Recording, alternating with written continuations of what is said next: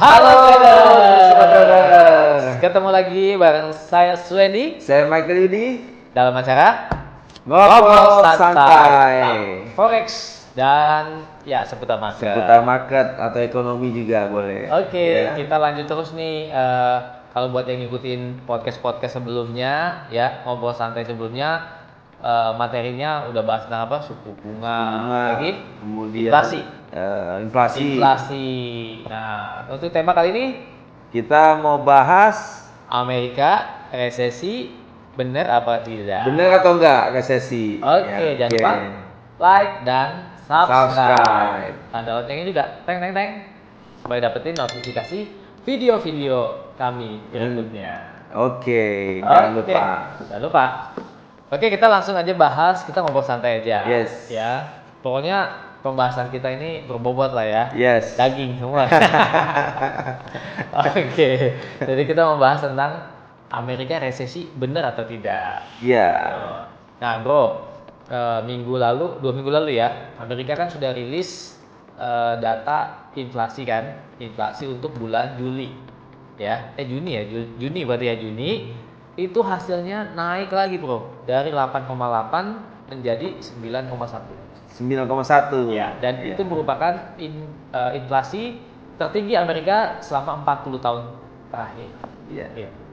Nah, terus data PDB ya, minggu lalunya PDB yaitu bagaimana PDB AS di kuartal kedua 2022 ini itu minus 0,9%. PDB nama Inggrisnya kan GDP ya. GDP, Ya. Gross Domestic Product, gitu. Itu salah satu indikator untuk mengukur pertumbuhan ekonomi suatu negara. ya. Jadi ada pendapatan nasional bruto Ya.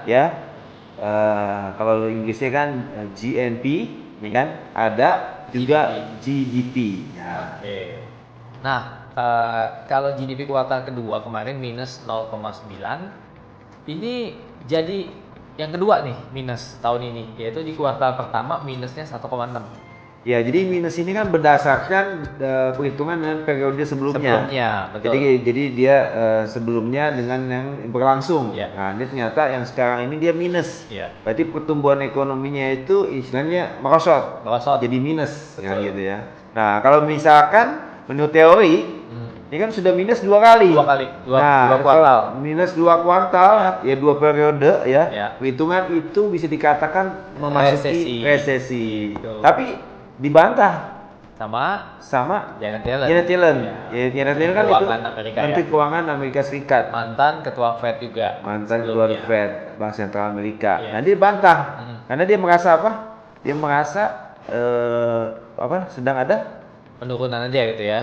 Kalau untuk pertumbuhan ekonominya memang menurun. Tapi betul. kalau untuk sektor lainnya itu masih ada kenaikan.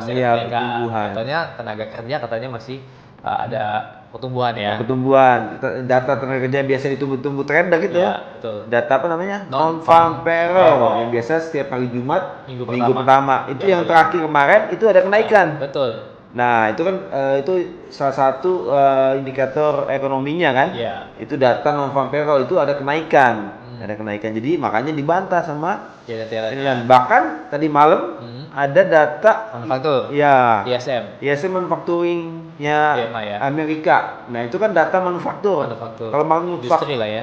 industri itu bertambah, itu berarti kan ada aktivitas ekonomi. Ya. Masih positif. Masih positif. Berarti kan dia istilahnya produksinya itu ada pertumbuhan. Nah, makanya di video kali ini kita bahas Amerika resesi bener apa enggak? Nah, benar enggak? Jadi, tapi bukan tebak-tebakan bro, tapi berdasarkan data, ya kan? Berdasarkan data. Karena memang kalau secara teoritis, ya, menurut para ahli ekonomi dikatakan kalau suatu negara pertumbuhan ekonominya di 2 kuartal berturut-turut minus itu masuk ke dalam resesi. Nah, itu mungkin masih secara data lah atau teoritis. Tapi kalau misalnya Menteri Keuangannya membantah, ya.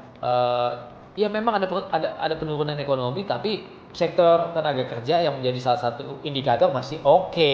Iya. Gitu ya. Iya, betul. Nah, coba cerita bro, kalau misalnya resesi itu kayak gimana sih biar teman-teman tahu nih. Ya jadi kan inflasi sebenarnya kalau di Amerika tuh masih kategori low. Low ya. Iya, low itu kan Padahal inflasi kan ada. padahal 9,1 loh. Ya low itu kan 9,1%. inflasi itu kan tingkat inflasi Oke. kan dibagi kan, ada yang low. Low itu kan antara sampai dengan 10%. Oh. Ya sampai dengan 10%. Ya normal itu memang Masih low ya. inflasi kan memang dibutuhkan untuk supaya terjadi ekonomi dapat berjalan ya kan.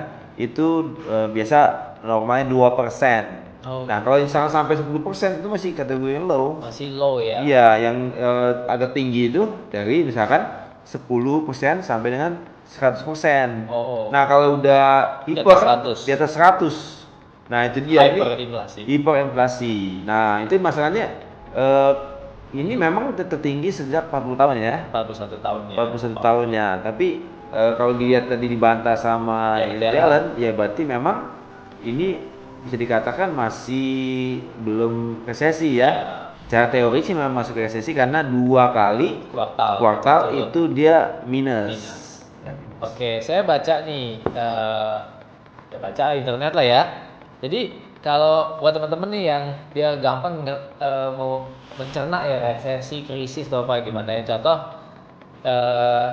kayak kita nih ya. Jadi resesi itu kayak gejala gitu, gejala sakit. Misalnya kan body kita demam atau pilek-pilek lah gitu. Itu kan baru gejala ya, belum tahu sakit apa ya kan. Tapi kita kan masih bisa ke kantor, masih bisa kerja, tapi emang gak enak badan gitu bro ya. Tapi kalau udah krisis, udah sakit. Mungkin udah ke dokter, sakit tipes, nah gitu kan, udah ketahuan sakit tipes, jadi dia gak kerja di rumah, berbaring, nah itu sakit gitu. Tapi kalau udah misalnya sakitnya sampai gak bisa bangun, nah depresi. Itu tingkatan yang lebih tinggi. Ya. Jadi AS kira-kira ada di tingkat Masih gejala dong. yang gejala. Jadi teman-teman biar gampangnya gitu kan. Ya memang udah mulai ada sakit, tapi masih bisa kerja, masih ada juga yang di sektor lain tuh, sektor lainnya masih ada yang oke juga. Tapi kalau walaupun gejala supaya nggak sakit harus di boosting bro kayaknya. Suplemen. Iya. Masih ada ini apa dong sekarang? Suku bunga. Ya, ini bisa juga kita lihat memang kalau untuk menekan inflasi ya biasanya itu kan dia menaikkan suku bunga. Ya, makan The Fed itu kan gencar tuh. Menaikkan suku bunga ya kan.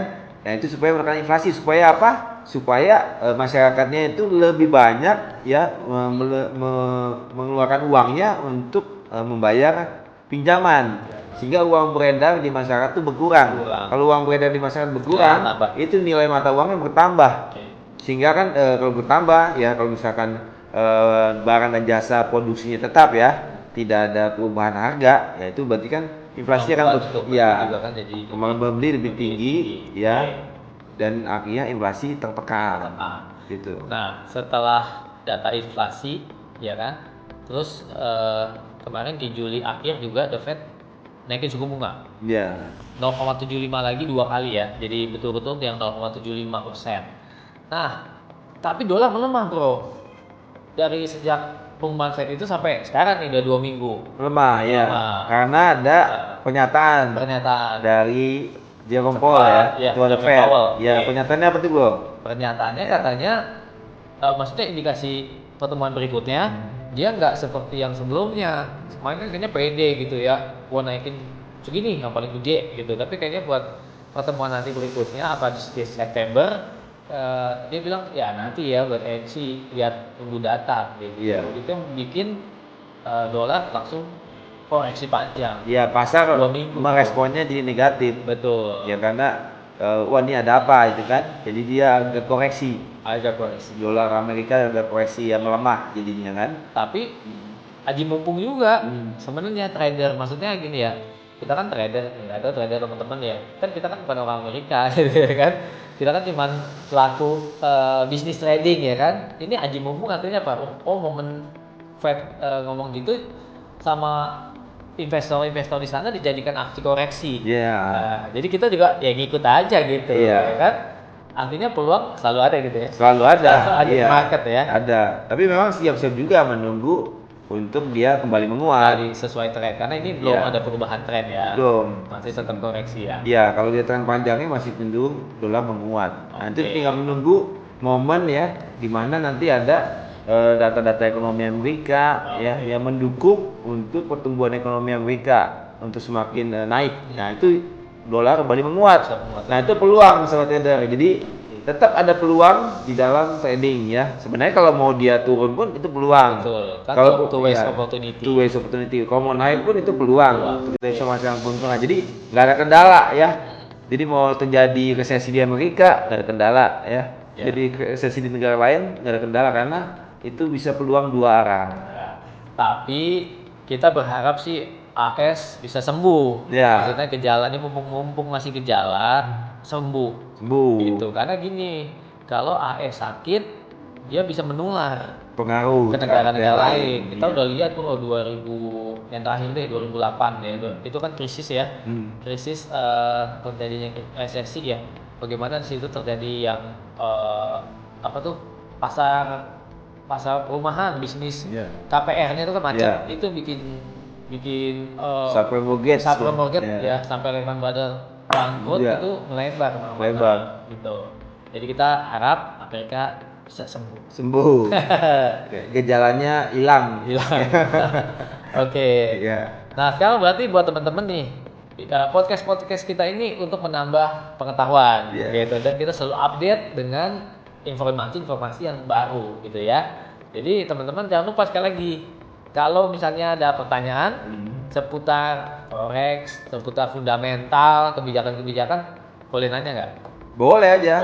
Boleh nanya ya, langsung aja di kolom komentar tanyakan. Jadi kalau mau dibahas ya, kalau dibahas seputar topik-topik lainnya bisa juga. Atau usulan ya. Gitu. Misalnya Pak bahas ini Pak yang lagi tren, atau misalnya ada teman-teman yang kurang mengerti mau dibahas ya apa nanti ya. Atau kalau mau diskusi ya, kita ajak teman-teman bergabung di grup Telegram Prosipro Community. Ini grupnya gratis, ada kita juga di situ ya. Ada. Analis lainnya bisa bebas Bapak Ibu tanya ya, teman-teman tanya, kita akan jawab ya. Nanti kita ada yang mau nanya tentang OPM ini, mau analisa atau berita, silakan. Iya, jangan sungkan. Terus kalau ada yang mau open account gimana? Ya, langsung aja join aja di PT Java Global Future. Broker legal terpercaya di Indonesia. Kita mah mainannya lokal aja ya. Kenapa? Karena ya kan legal ya. Legal, terpercaya juga. Legalitas itu penting buat kita bisnis, itu nomor satu. Terus WD-nya di Java ini cepet banget. Ya, nggak nyampe hitungan 1 jam. Bahkan kita lagi trading di sesi Amerika, jam 3 pagi bisa langsung masuk ke rekening kita. Bisa, mantap, tenang. Nggak ditahan-tahan. Nggak perlu isi form lah. Oh, tinggal klik doang gitu. Ya semudah Anda klik open posisi. Mantap juga tuh. Oke deh, jadi gimana? Ya, oke. Sampai di sini dulu pembahasan kita tentang resesi. Iya. Ya. Sampai ketemu di video berikutnya. Salam profit.